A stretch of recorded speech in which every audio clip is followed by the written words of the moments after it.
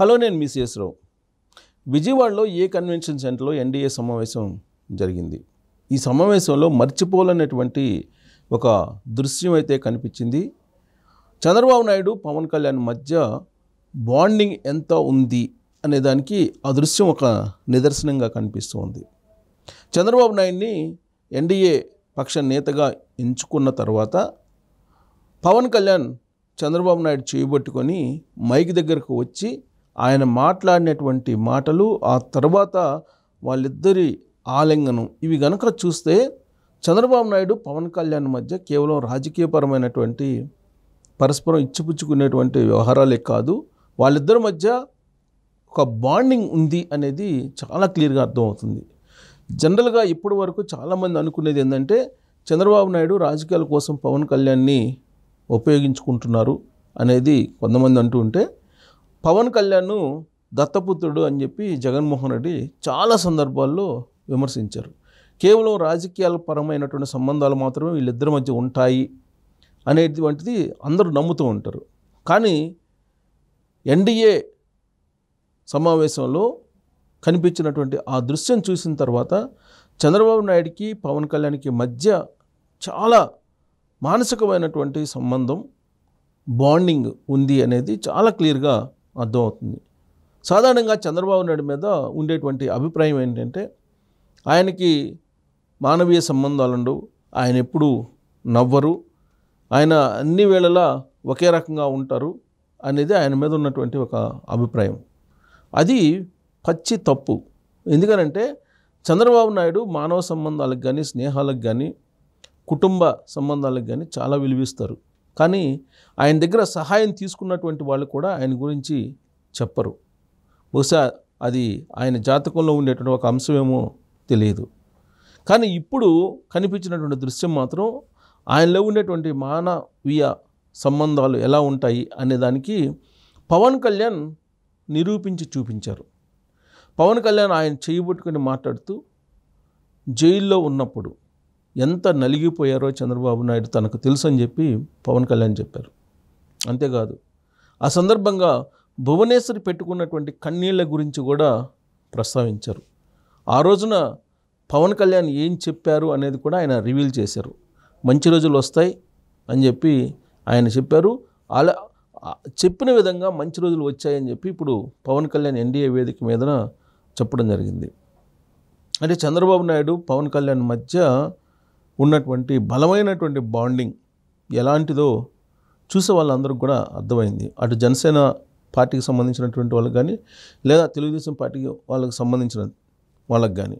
ఎందుకంటే ఎన్నికల ముందు పొత్తు కన్ఫామ్ అయిన తర్వాత అసలు జనసేన వాళ్ళు తెలుగుదేశం పార్టీ కోఆపరేట్ చేస్తారా, అసలు తెలుగుదేశం పార్టీ వాళ్ళు జనసేన కోఆపరేట్ చేస్తారా, ఓట్ల షేరింగ్ అనేది అసలు సాధ్యమా, ఇలాంటి అంశాలన్నీ కూడా చాలా వినిపించాయి.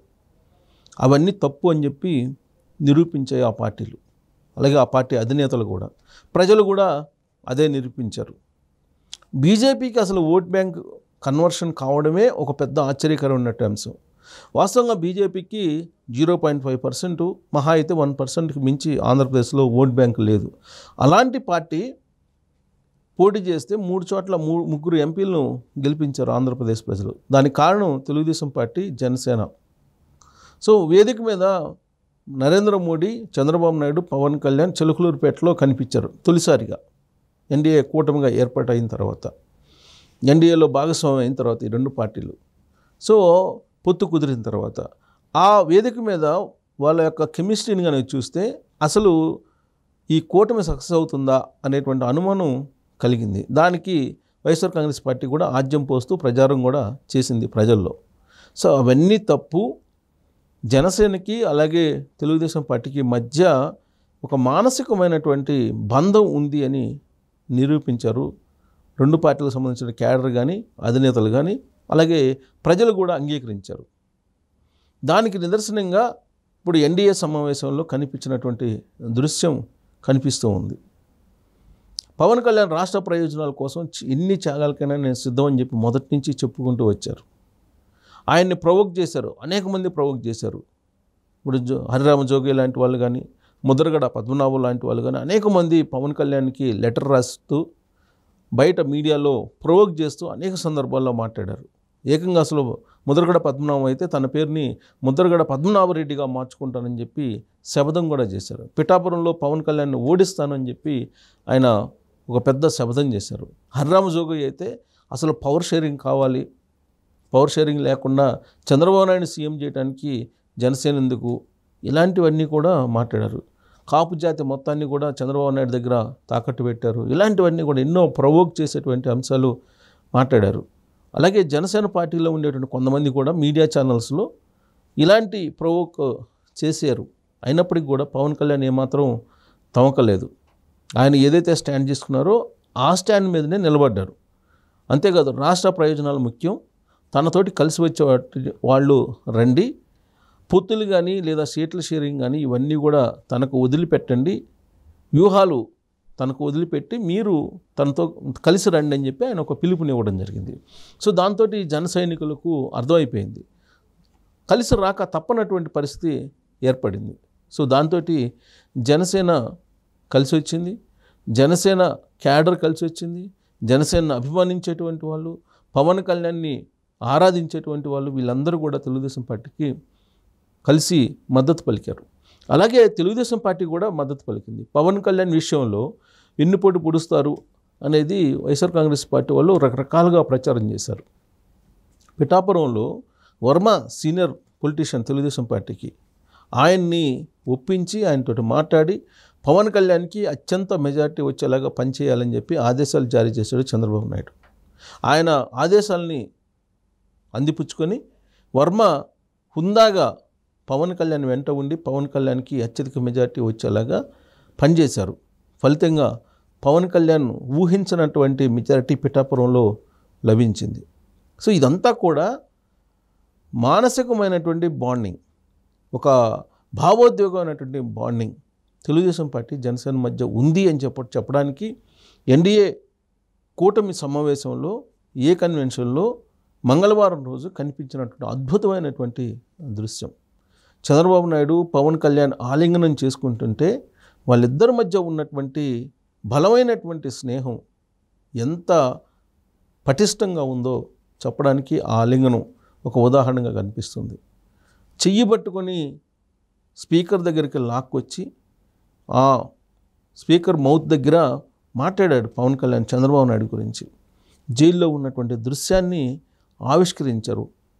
నేతల మధ్య ఎంపీలు, ఎమ్మెల్యేలు, ఆ 3 పార్టీలకు సంబంధించినటువంటి వాళ్ళు ఉన్నారు. ఆ సందర్భంగా జైల్లోకి తాను వెళ్ళినప్పుడు ఎంత నరకం అనుభవించాడు చంద్రబాబు నాయుడు, ఎంత నలిగిపోయారు అనేటువంటి విషయాన్ని చెప్పారు. అయినప్పటికీ చంద్రబాబు నాయుడు యొక్క ధైర్యం నచ్చింది.